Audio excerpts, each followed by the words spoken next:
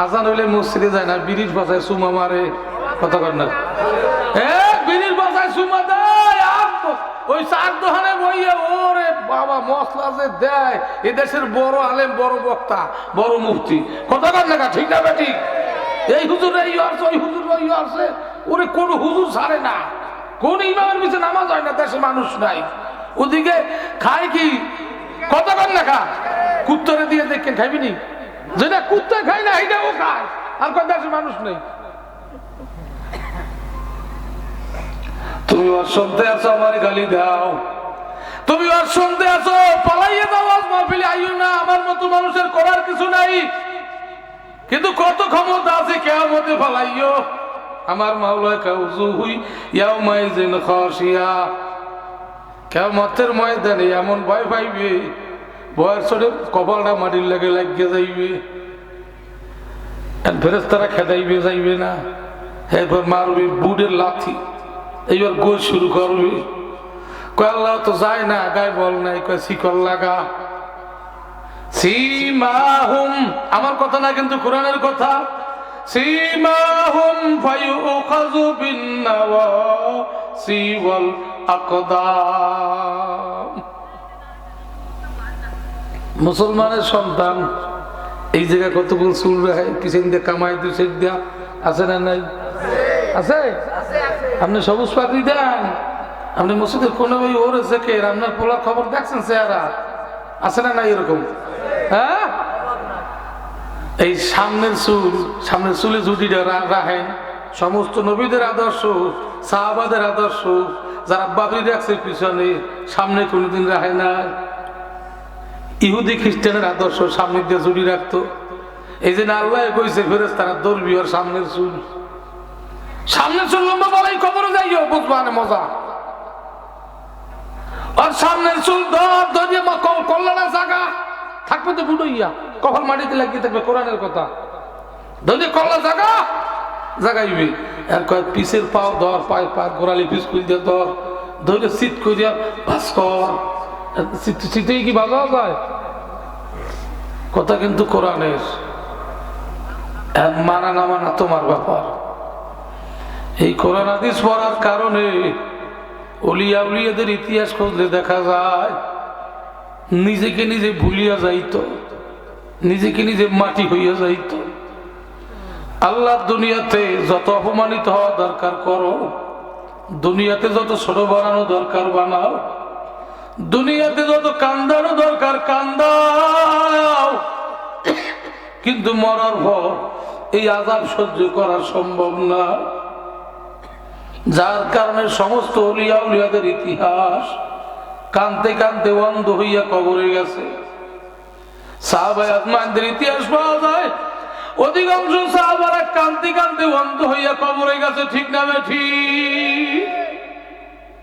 কাসেম নানতুবি রাহমাতুল্লাহ আলাইহির ইতিহাস কওমি জগতের সবচেয়ে, ওনার মধ্যে ইস্তার ইতিহাস বেশি ছিল।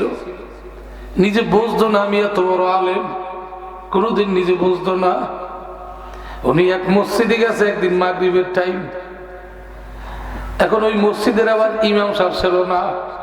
গ্রামের মসজিদে ইমাম ঠিক মতো থায় না, বেতন দেয় 2000, 2500, 3000। এবার 5 ওয়াক্ত নামাজ পড়াইলে 3000 টাকা কি হইবে? যার কারণে একটু অন্য কাজও করা লাগে, কথা ঠিক না? অনেক সময় আজান দেয়, একজনের নামাজ পড়ায় মুয়াজ্জিন, হ্যাঁ তো সুরাকের এত হয় না, যায় মুসল্লি কোথা যায় সবাইটা, করার তো কিছু নেই, টাকা দেওয়ার হইয়া যায়, করবে কি আছে না? হুজুরও যাইয়ে পড়ছে, কেউ চেনেও না, হুজুর তো চলাফেরা ছদ্মবেশে ছিল। এই লোকটা একটু আলেম আলেম দেয়, এনারা দিবিনি সামনে, কয় না আপনারা যান, আমি হেদুর আলেম না, কয় না আপনারা দেখায় যে আলেম আলেম, যান হুজুর দাদা সামনে। কাসেম নামাজ পড়ানো শুরু করছে, প্রথম রাকাতে হুজুরের ভুলে সুরে নাচ করিলেছে, কামটা করে ঠিক আছে। মুসলিরা তো লেখতে না জানলে কি বসতে তো জানে, কোন হুজুরে দিলাম ঠুলে টুলে, আর হঠাৎ 2 জন কথা কওয়া শুরু হয়েছে নামাজের মধ্যে। হুজুর তো নামাজ পড়ে দিয়ে যাইতে আছে, এখন ওই নামাজের সুরা নাচ পড়ছে, এখন পড়বে কি? দ্বিতীয় রাকাতে পড়বে কি? মশলাটা বাইরে গেছে, জানাও দরকার। ভুলে যদি ফরজ নামাজে, নফল নামাজে এক সুরে বারবার পড়তে পারবেন, সমস্যা নাই।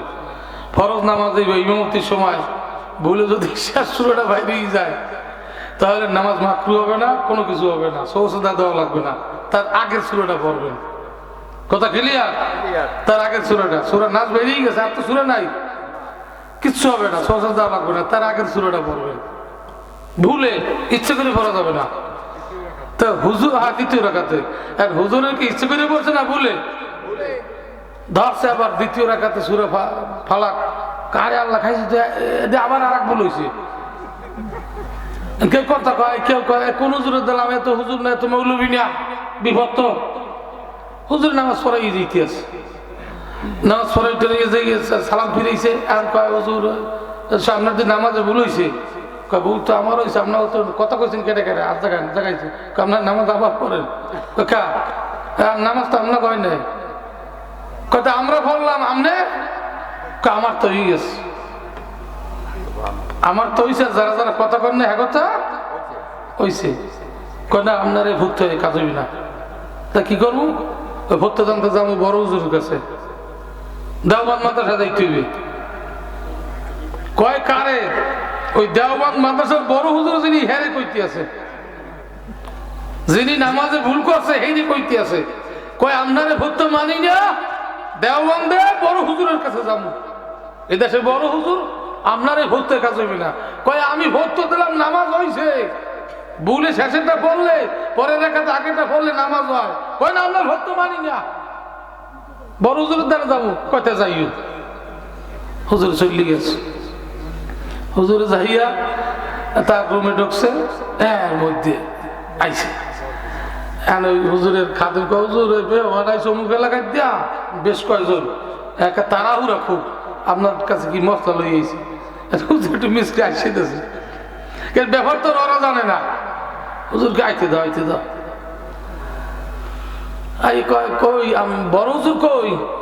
ওই যে বড় হুজুর। হুজুর আমনে তাই পয়সা হন মই দিলি থই দিচ্ছে, দূরাওয়ালা খেতে হুজুর আমাকে আসেন তো, মানে বুঝতেই পারে না এত বড় হুজুর উনি, এই বুঝতেই পারে না, চেনি নেই তার চেহারা, তার বেশ ভূষা, পোশাক, বাপ, এটা ছেলই না, এলো কাসম নানুতুই, যার ওসিলায় গোটা ভারতবর্ষে, গোটা পৃথিবীতে এই কওমি মাদ্রাসা ছড়াইছে, যার ওসিলায়, যিনি রসুলের ইশারায় প্রথম দেওবন্দে মাদ্রাসা শুরু করছে। আল্লাহ রসুল স্বপ্নের মাধ্যমে যাকে দেখাই দিয়ে এই এরিয়া, তখন উনি উঠে কয় মানুষ তো আমার ফিরিবে, মানুষের জায়গা, আমার জায়গায় এতটুকু, এই মাইলকে মাইল এড়িয়ে দিয়া হুজুর কইতে যে কি দেখলাম না না দেখলাম, আর দেখলাম তো হুজুরের চেহারা, আবার মদিনার লাড়ি দিয়া দেশে দাগ, যাই দেই লাড়ি কোথায় কি দাগ টাক, এদের দাগও খারা, কোনায় কোনায় খাজুরের লাড়িও কোফা আছে, এই মদিনার লাড়ি পাগলার বিশ্বাস হয়ে গেছে, কাজ হয়ে গেছে, মাদ্রাসা কবুল হয়ে গেছে। তখন কিন্তু হুজুরের ডালিম গাছের তলায় পড়াইতো, মাদ্রাসা ঘরটার কিছু নাই, কিচ্ছু নাই। যাই হোক, লম্বা ইতিহাস। এই কাসেম নানুতুবি নিজেকে নিজে এমন ভাবে মাটি করছে, যার কারণে মাদ্রাসা করছে, উনি মরিয়া অমর। সব আলেমরা কওমি মাদ্রাসার মাহফিলে উনার ইতিহাস না কইলে হয় না, মাদ্রাসায় চাঙ্গা হয় না। তাহলে উনি কি মরছে? কথা কয় না খা। আর একটু ঘটনা মনে পড়ছে, কব নাকি নাকি? হ্যাঁ না, কষ্ট আপনাকে নাকি? আল্লাহ, হ্যাঁ, প্রথম পর্যায়ে এখন তো মাদ্রাসা মাইলকে মাইল কোনো অভাব নাই, এক এলাকায় মাদ্রাসার এক পাশ আর এক পাশ যাওয়া লাগে, প্রাইভেট গাড়িতে মোটরসাইকেল হাঁটতে যাওয়ার কায়দা নেই, এত বড় বিশ্বের মধ্যে বড় মাদ্রাসা, হ্যাঁ দেওবন্দ। কিন্তু প্রথম পর্যায়ে বাবুর্চি ছিল ওনার স্ত্রী, ওনার স্ত্রী রাঁধতো আর উনি পড়াইতো আর ওই খাই খেদমত করতো।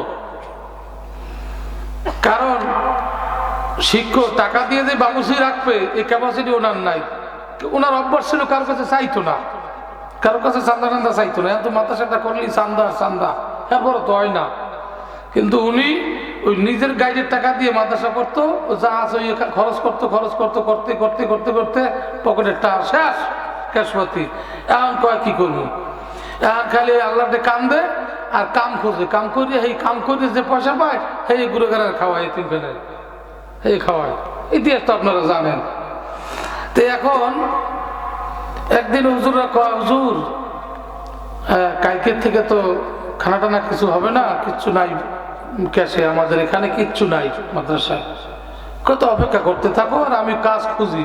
হুজুরে কালকে সকালে যাইয়া শহরে বসছে কি কাজ করা যায়, যেহেতু হুজুরে তো সব কাজ করতে পারবে না, কোনো কাজও পায় নাই। হুজুরে ফিরে আইছে, হুজুর আজকে সারাদিন তো না খাওয়া, অগডে আসে না কিছু বাড়িতে লাড়ু টুরু আনতে দেয় না মায়, এইগুলো খাইতে কও আর আল্লাহ কও, কাম তো পাই না। এইরকম 3 দিন গেছে। 3 দিন পর কয়, হুজুর অগ কাছেও কিচ্ছু নাই, ছাত্রগ কাছেও কিচ্ছু নাই, এখন করবে কি? হুজুর কয়, তাহলে তো রেল লাইনে পাইলাম না কুলি কাজ, লঞ্চ ঘাট যাই। তবু হুজুর কারোর কাছে চান্দা চাই না। লঞ্চ ঘাট গেছে, লঞ্চ ঘাটে তো বিভিন্ন দূরের লোকজন আয়, লাকেশ টানায়, একটা লাকেশ টানলে তো 2টা একটা দিলে, এই দিয়ে সারাদিন করলে কিছু টাকা হইবে না, এই দিয়ে চাউল কিনে খাওয়াইতে পারবো। চলে গেছে লঞ্চ ঘাট, হ্যাঁ যাই দেয় লিভারের ভিড়, পরিচয় তো দেয় নাই। এমনি তো দেখলে বোঝা যায় একজন আলেম মানুষ, লম্বা দাড়ি। তো এখন ওই সব লেবার খুব ডাকছে, ডাকে কয়, ভাইজানেরা আমার একটু সংসার বড়, লোক একটু বেশি, মাথা শেখ হয় নাই, লোক একটু বেশি, আমি 3টে দিন পর্যন্ত চুলে আগুন জ্বলে না, সব না খাওয়া। তা আমি তো আলেম মানুষ, হুজুর মানুষ, কোনো কাম করতে পারি না, কি করবো কাম জানিও না। তা শুনছিলাম এইখানে বললি লঞ্চের লেবারই একটু ভাড়া বেশি, আমার যদি একটু ভাগ লইতেন, সিরিয়ালে আমি থাকবো, আমার একটু আপনারা সময় দিয়েন। সবার দয়া লাগছে, কয় তাহলে আজগো কেউ কোনো লেবাররা করবি না, উনি করুক। কোথায় দিয়ে আইসে হুজুর মানুষ, ওনার বলে আবার পোলাপান নাই, পোলা বেশি, তা আজগো কেউ যাবি না, আজগো উনি টানুক। সুবহানাল্লাহ করলেন না? কয় লঞ্চ আইতে কত সময় লাগবে? কয় আধা ঘন্টা আনে পরাই পড়বে, আনে অনেক লোক হয় লঞ্চে। হুজুরে যাই আধা ঘন্টা সময় পাইছে, উজু টুজু করিয়া মসজিদের কোনায় যায় নামাজ বিছাইছে। আল্লাহ 3 দিন ঘুরে আইছে, একটু কাম পাইছি, তুমি বরকত দিয়ে দিও। সুবহানাল্লাহ কইবেন? বরকত দেওয়ার মালিক কি? আওয়াজ দিয়া জোরে কান কি? কোথায় যে বরকত আসে জানি না, অন্তত পক্ষে 3 দিন সহ্য করেন, এরপর মালিকের আদালতে লাইন লাগান, যায় নামাজ বিছাইয়া কপাল মাটিতে লাগান, কপাল মাটির থেকে জাগাবার আগে ফয়সালা হইয়া যাবে।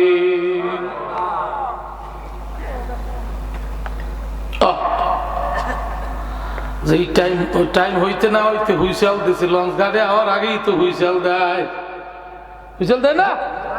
হুজুরে মোনাজাত শেষ করি আস্তে আস্তে নামছে, লঞ্চ ঘাটে বেরার আগে চাইয়ে দেয়, লঞ্চে মানুষ নাই। কি রে আজকে সবাই দিয়েছে আমারে, আজকে তো বোঝা টাইম নিয়ে টাকা পকেট ভরিয়ে যাইবে, মানুষ তো দেয় না লঞ্চে। কি হইলে লঞ্চে মানুষ নাই, গাড়ি দাঁড়াইয়ে রয়েছে, লেবার রাইয়া লঞ্চের কর্মচারীরা ইয়া লঞ্চ গাড়ি বাঁধছে। কয় ভাইজান লোক কই? কয় লোক আজকে নাই, একজন আছে, এই একজনের লইয়া আইছি। কয় রে একজন লোকের কি টানল?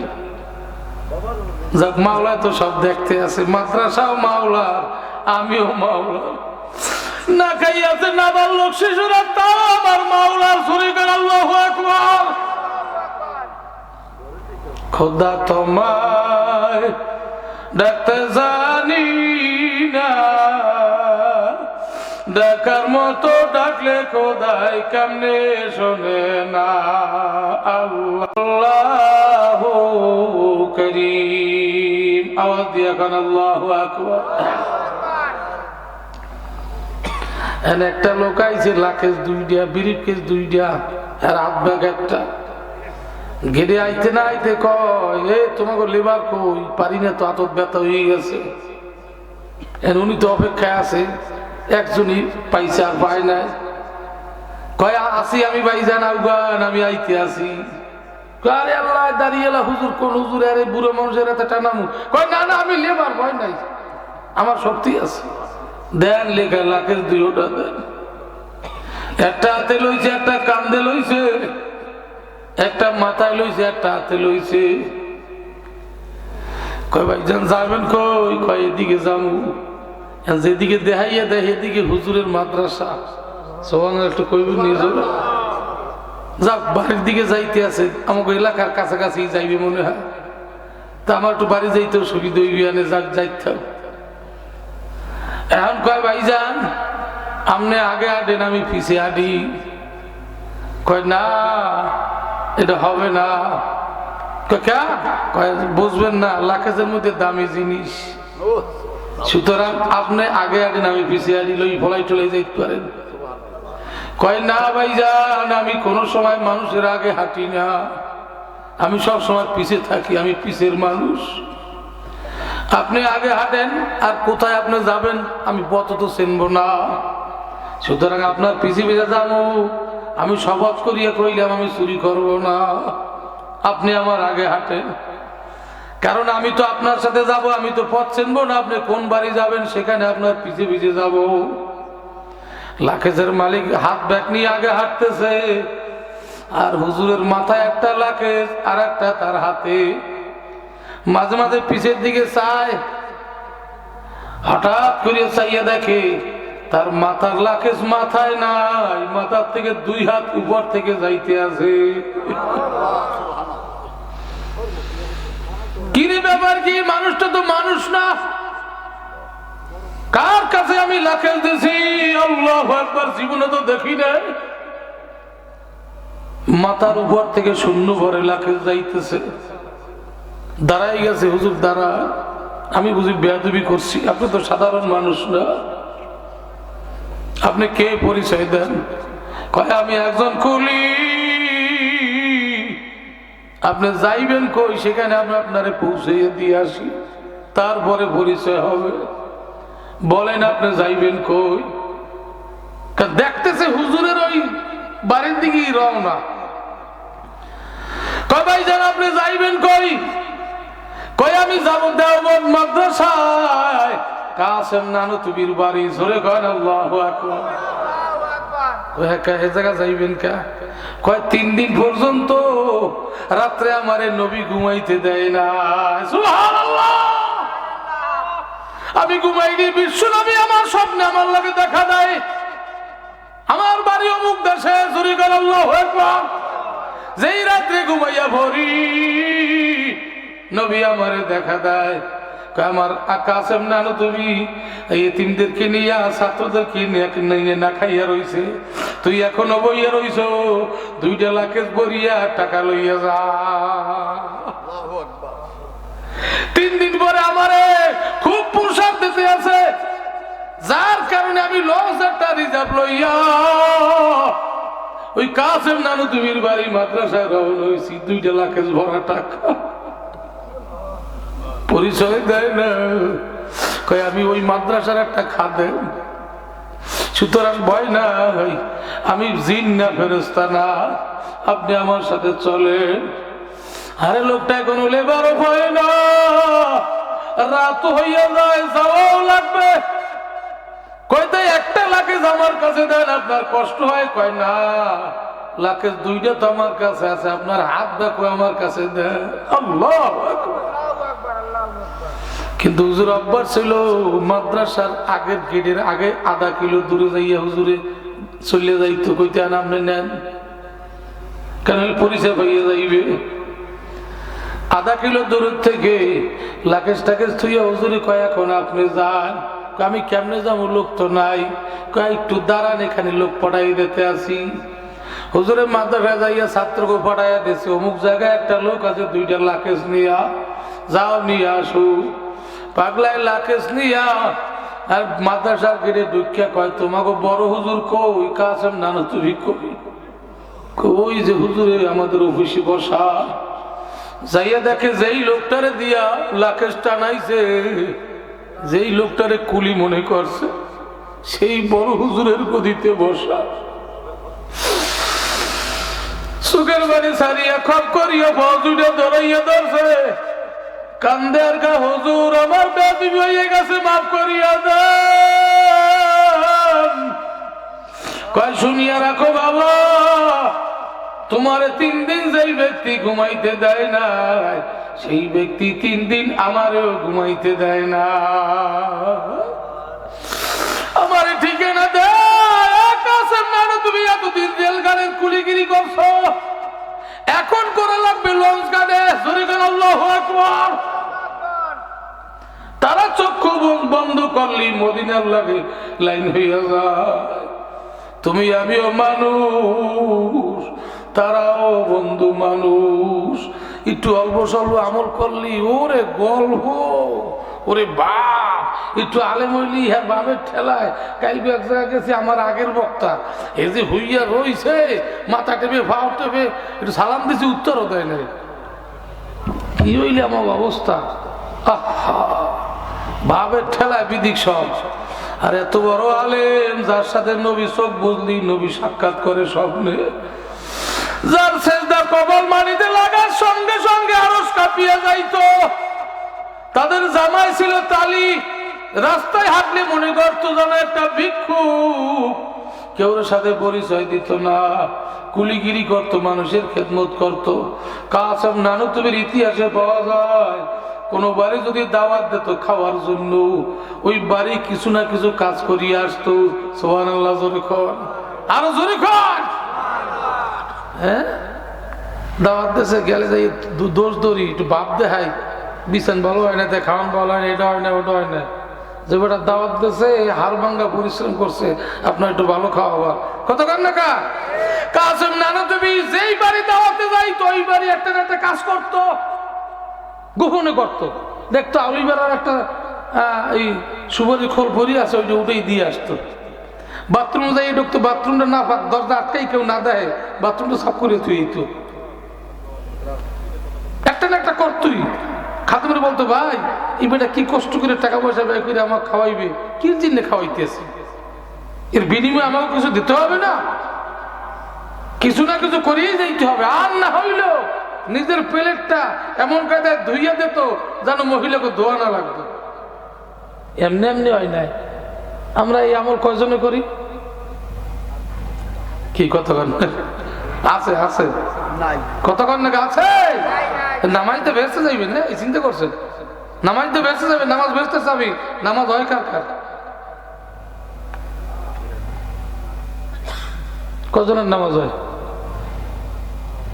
রিজব করেন দি মারমাইতা এলা রমাইতে আহমাদাস মারমিও রমিদাসতে খোদায়াস আওয়াজ দিয়া কোন আল্লাহু আকবার আর জোরে কোন আল্লাহু আকবার রশিদ আহমদ গঙ্গোই রহমাতুল্লাহ আলাইহি উনি যখন রাতে তাহাজ্জুদে দাঁড়াইতো একই সিজদায় অনেক সময় ফজর আজান হয়ে যাইত একই সিজদা নামাজ পড়াইতে ফরজ নামাজের ইমামতি করতে সহজে যাইতো না কারণ ইমামের পিছনেই বেশি পড়তো কারণ নামাজ ধরলে মুসল্লি টেকবে না এই ছিল তাদের নামাজ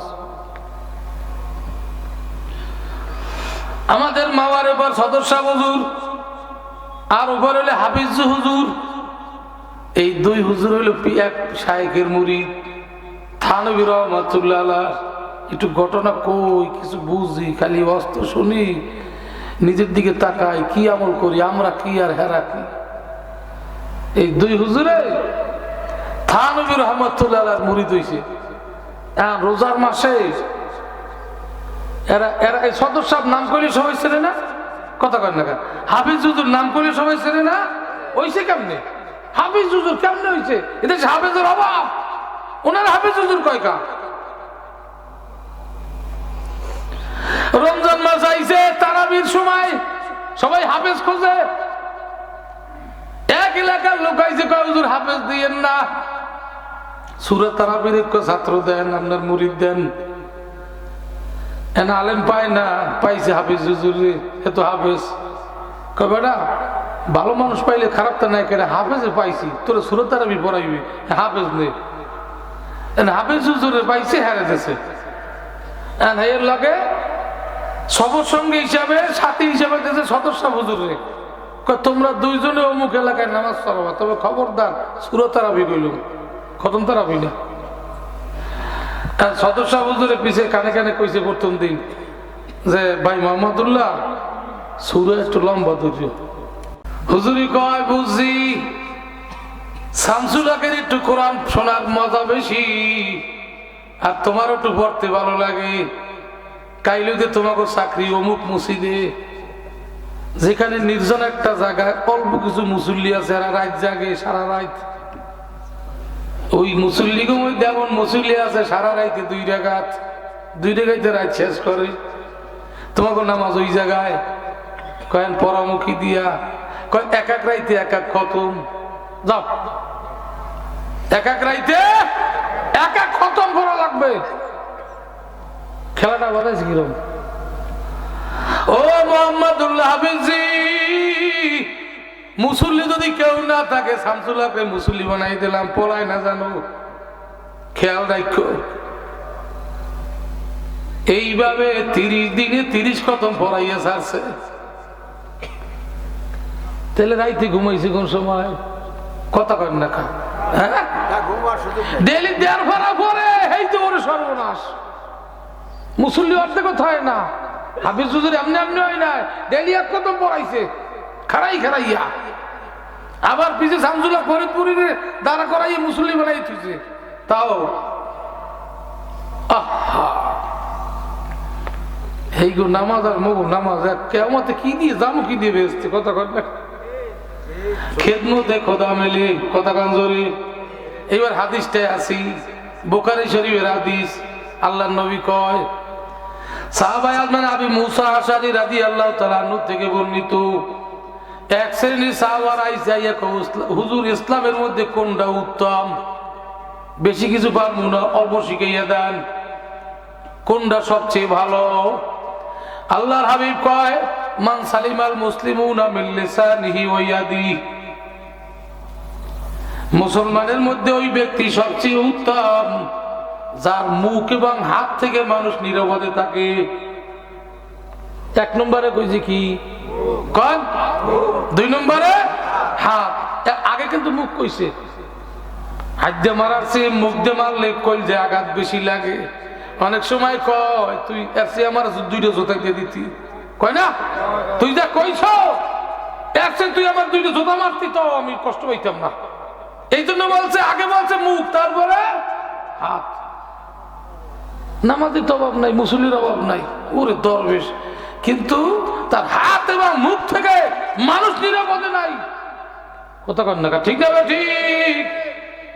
হাত এবং মুখ যেই ব্যক্তি হেফাজত করবে, এই হাত দিয়ে কেউরে কষ্ট দেব না, মুখের দ্বারা সুন্দর সুন্দর কথা বলবো, হাত দিয়ে মানুষের খেদমত করব, মুখের কথার দ্বারা মানুষের সেবা করব, অল্প আমলের মধ্যে আদালতে আখিরাতে মাওলার সালাম পাইয়া জান্নাতে চলিয়া যাব। হাত দিয়া মানুষ জান্নাতও কামাই করে, হাত দিয়া মানুষ জাহান্নামও কামাই করে। ঠিক না বেঠিক? জোরে কর, ঠিক না বেঠিক? মুখের আওয়াজের মাধ্যমে মানুষের কলিজা ঠান্ডা হইয়া যায়, চোখে পানি আসে। আবার মুখের আওয়াজের কারণে মানুষের কলিজায় আঘাত লাগে, মুখের কথার কারণে মানুষ মানুষের খুন করে। তুই এইটা কইলে তোরে দেখাই দিমু, কথা কর না কা? ঠিক না ঠিক? এই মুখ দিয়ে মানুষ জান্নাত কামাই করে, মুখ দিয়ে মানুষ জাহান্নাম কামাই করে। এক সাহাবী বলে, ইয়া রাসূলুল্লাহ, ইয়া হাবিবাল্লাহ, আমি বেশি আমল পারবো না, অল্প একটা আমল শিখিয়ে দেন, যে এইটা করলে কিয়ামতে বিনা হিসাবে জান্নাতে যাওয়া যাইবে। হিসাব কি দেওয়া যাইবে নি কিয়ামতে? কথা কর না কা? হিসাব দেওয়া যাইবে? হুজুর বেশি আমল পারবো না, অল্প আমল শিখিয়ে দেন, আমি বড় আলেম না, বেশি শিক্ষিত না, কি নিয়ে আমি বেহেশতে যাব? আল্লাহর হাবিবকে অল্প আমল করব, কহ কলা ইয়াজালু লিসানুকা রাতবাম মিন যিকরিল্লাহ, সর্ব অবস্থায় মাওলার জিকিরে তোমার জিহ্বা চালু রাখবা, আদালতে আখিরাতে হিসাব লাগবে না, বিনা হিসাবে জান্নাতে চলে যাওয়া। কই এইটা করলে আর কিছু লাগবে না, কই এইটা করলে বাকি আমল মালিক করায়া দেবে। সুবহানাল্লাহ। শুনেন, সব সময় যদি আল্লাহর খেয়াল থাকে তাহলে গুনার কাছে গেলেই তো খেয়াল আইবে আমার আল্লাহ দেখতে আছে। কথা কন না কা? আর গুনাহ করা সম্ভব হইবে? তো যাই হোক, যে বয়ান আমরা শুনলাম কাসেম নানতুবি রহমতুল্লাহ আলাইহি, উনি নিজেকে এমন মিটাইছে, অত বড় আলেম কুলিগিরি করতে গেছে, কুলিগিরি করতে যাই সেজদা বাদ গেছে। কত কর নাকা সেজদা দিয়ে কি পাইছে? কি বিরিপ কিস বড় টাকা। সুবহানাল্লাহ কইবেন না? আল্লাহু আকবার জোরে কোন। তাহলে এখন থেকে ঘর থেকে সমিতি নামাই দিমুনি। কত কর নাকা? হ্যাঁ ভাই বোনতে যা খাইছি, হ্যাঁ বাদ দিয়ে দেওয়া যাবে না, ফিরিয়ে দেওয়া যাবে না। হ্যাঁ আর কোনোদিন হারাম খাবো না। রিজিক দাতা কে? সব সময় আমার খানার মধ্যে। কাসেম নানতুবি নিজের তা ব্যয় করিয়ে মাদ্রাসা করাতে লাভ হয়েছে না লস হয়েছে? এখন যাইয়ে দেন টাকার পাহাড়, বিল্ডিং আর বিল্ডিং। দেওবন্দ মাদ্রাসায় যেই পরিমাণে ক্যাশ রয়েছে, আরো 500 বছর কালেকশন ছাড়া খাইবি, এত ঘুরাইবে না। শুধু তাই না, হাটাদারিও দেখিয়েছি একই অবস্থা। যত হক্কানি কওমি মাদ্রাসা, ক্যাশের অভাব নাই। আল্লাহ পাক দিতেই আছে, দিতেই আছে, দিতেই আছে। কওমি মাদ্রাসার মতো হয়ে গেলে আপনি না দিলেও টাকার অভাব হবে না। ঠিক না ব্যাটিক জোরে কয়? সুতরাং এখানে নেটওয়ার্ক হলো মদিনার সাথে। আমি অল্প সময়ের মধ্যে মোনাজাতের দিকে যাব, বেশি দেরি করব না।